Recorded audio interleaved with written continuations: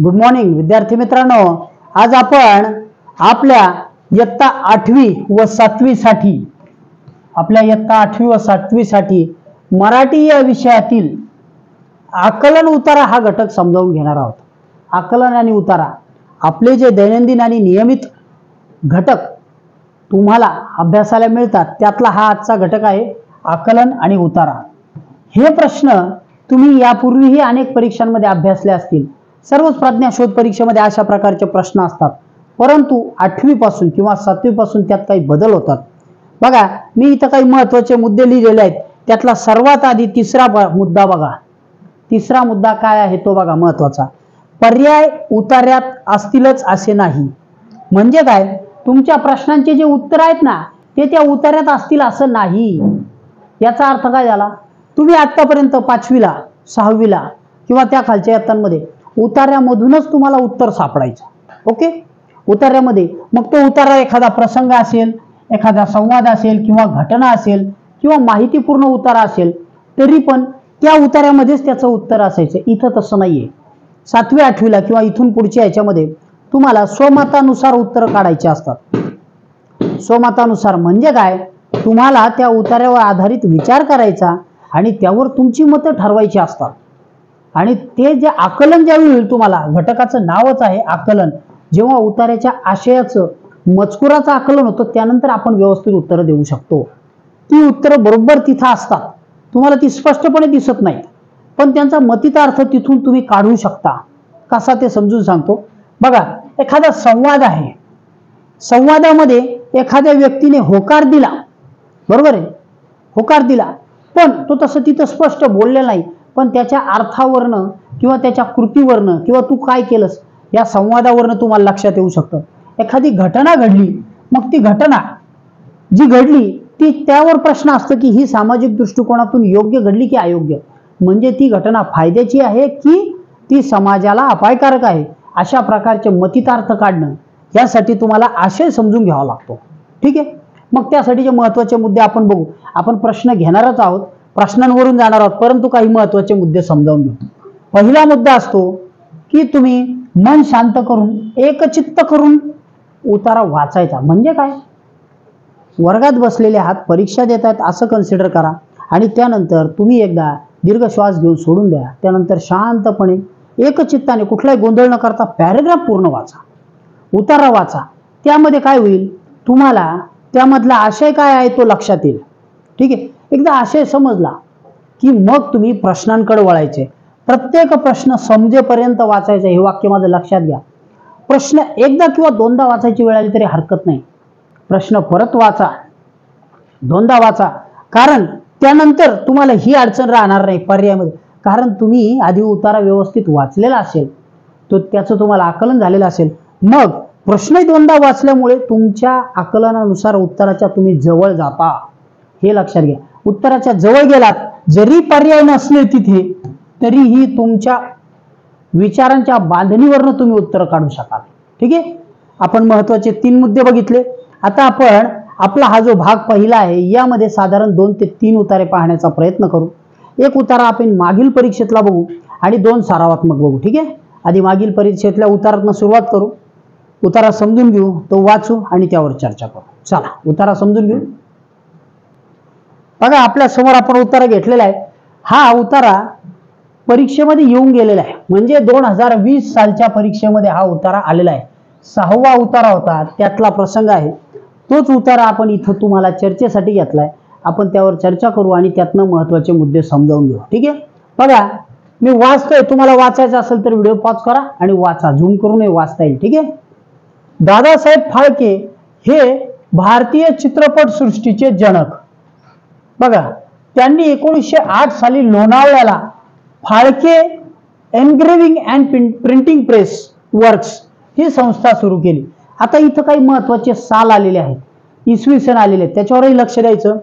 दिनांक 15 एप्रिल 1911 रोजी मुंबईत त्यांनी ख्रिस्ताचे जीवन हा मूकपट पाहिला।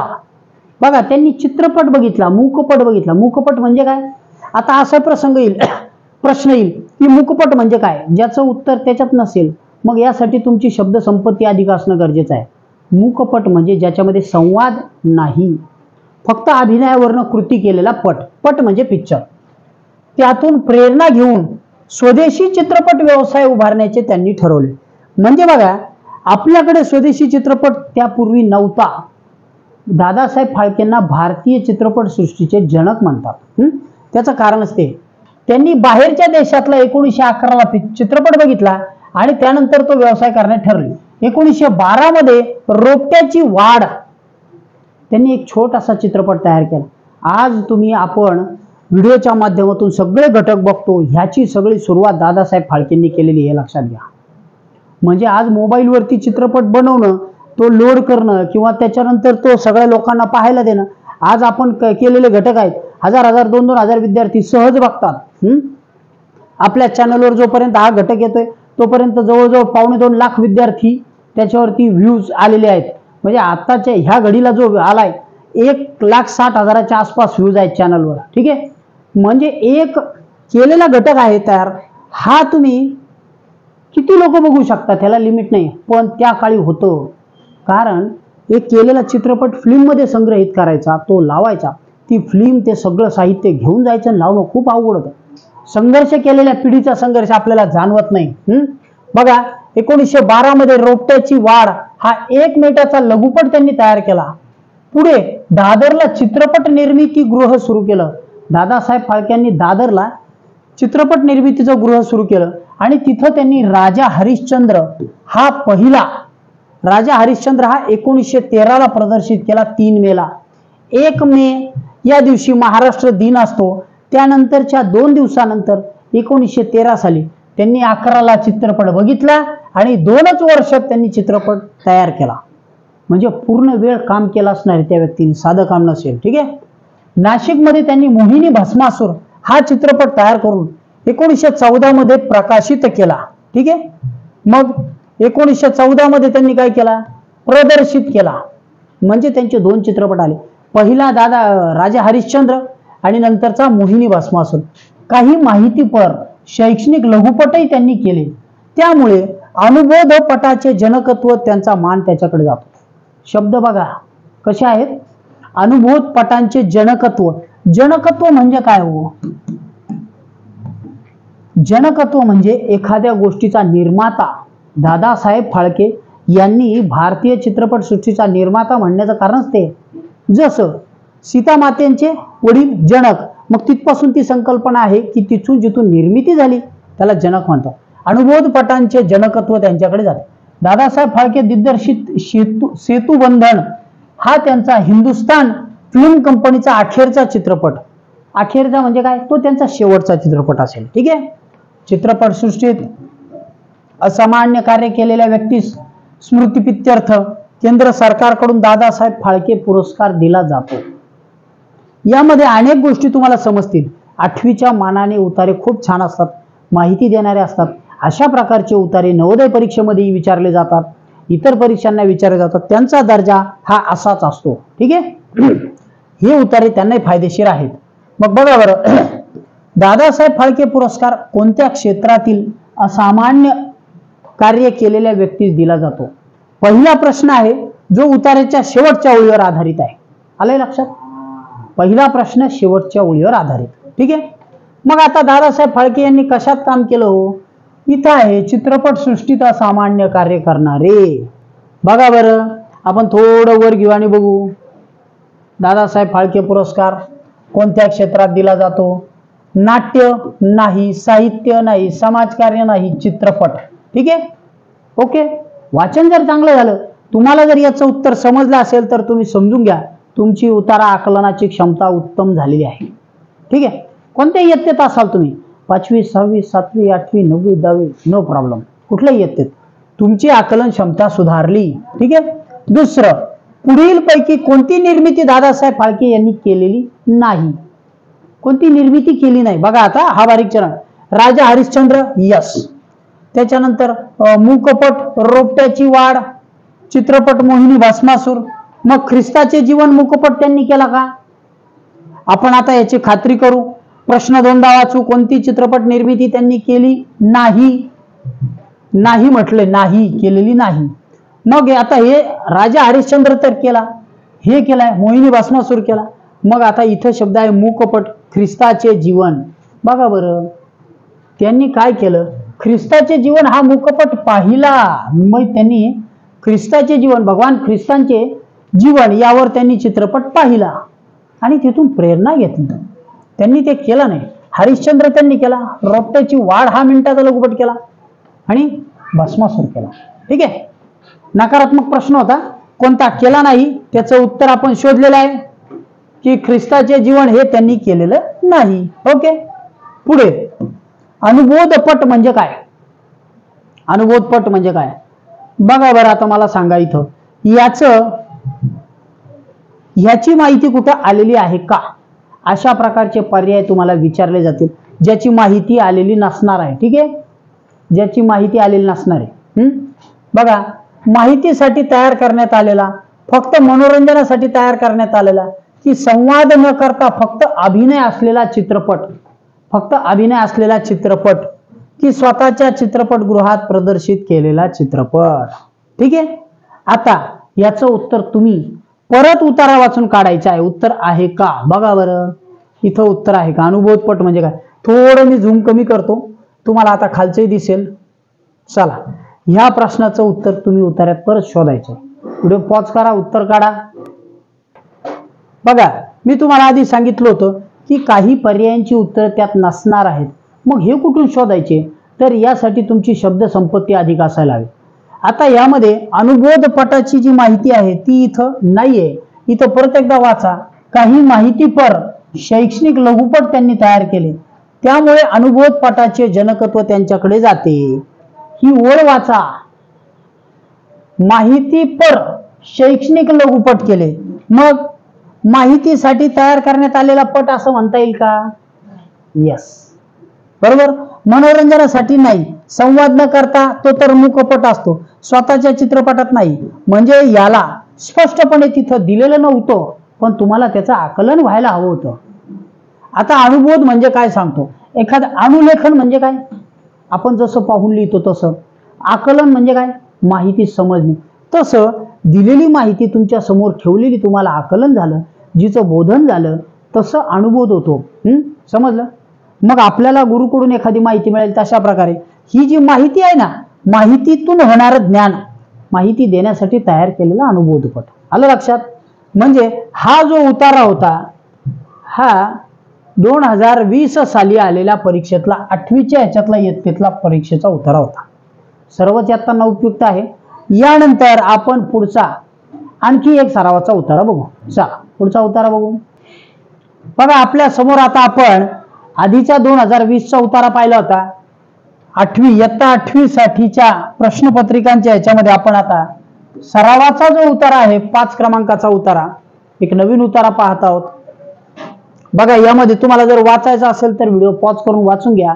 तुम्हाला उत्तर काढायचे असतील तर उत्तर काढा, आणि नसेल तर आपण सोबत वाचू. ठीक आहे. चला करतोय सुरुवात. संवेदनशील माणसाचे मन इतरांची सुखदुःखे सहज जाणू शकते.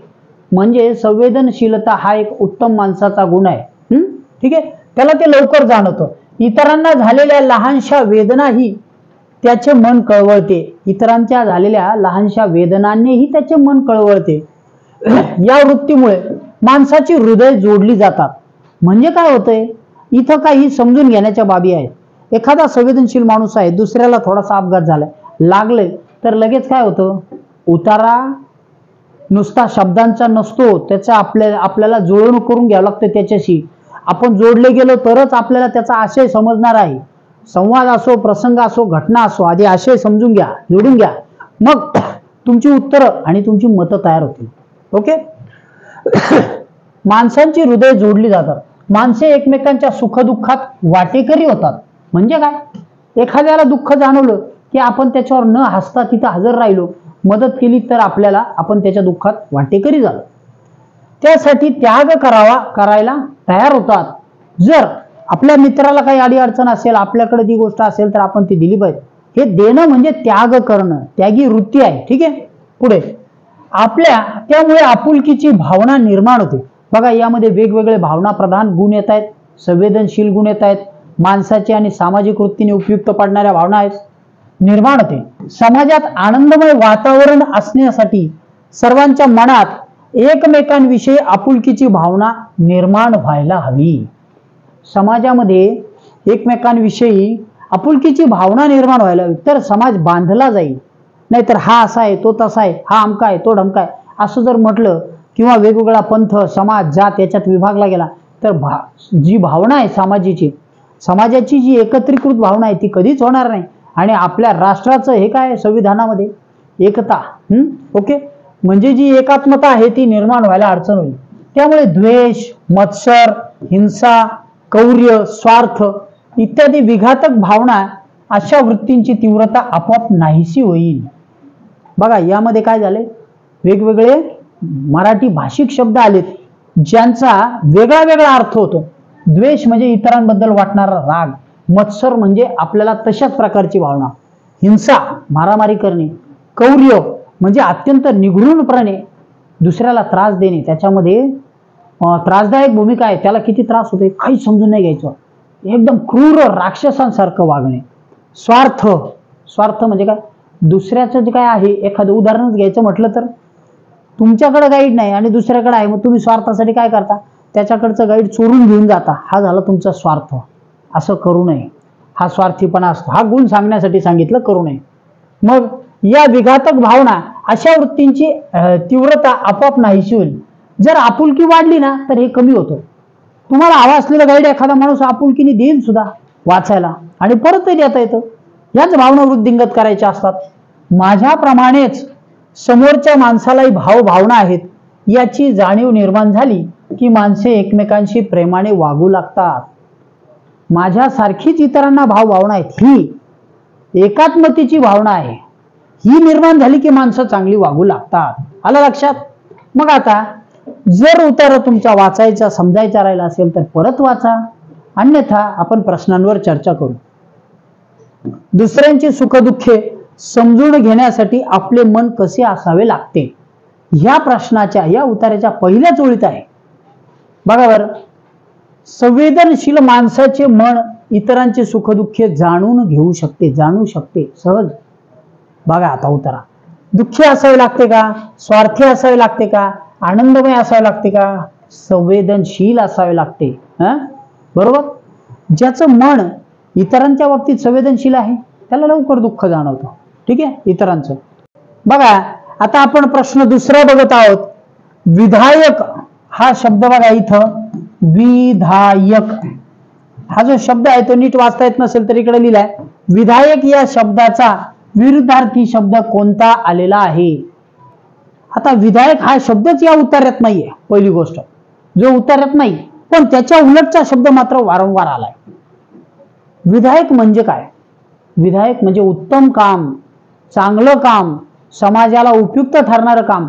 मग हे तुम्हाला कधी कळेल विधायक, जर तुमच्याकडे समानार्थी शब्द खूप झालेले असतील तर, कारण एक प्रश्नाचा मार्क आहे, एका प्रश्नावरनही तुमचं परीक्षेतलं स्थान मागे येऊ शकतं। बरोबर, तुम्ही एखाद्या परीक्षेला बसा, अगदी नवोदय सारखं उदाहरण घ्या, तुम्ही नवोदयला बसलात आणि जर तुम्हाला तिथे एक प्रश्न चुकला तर 1.25 मार्क जातो, मग तिथून काय होईल, तुमची ती सीट जाईल।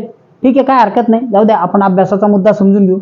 याच्यामध्ये हे महत्व मी का सांगतोय, समानार्थी शब्दांचा सुद्धा अभ्यास करावा लागेल। 8वीत आहात, 7वीत आहात, त्या पुढील इयत्तांसाठी सुद्धा उपयुक्त आहे। बघा, विधायक याचा अर्थ होतो समाज उपयुक्त। जर हा अर्थ तुम्हाला माहित असेल तर आता तुम्ही त्या उलटचा अर्थ, विरुद्धार्थ लगेच शोधू शकाल। समाजाला उपयुक्त असणे आणि समाजाला घातक असणे, विघातक असणे, हे आहे ते विरुद्धार्थी शब्द।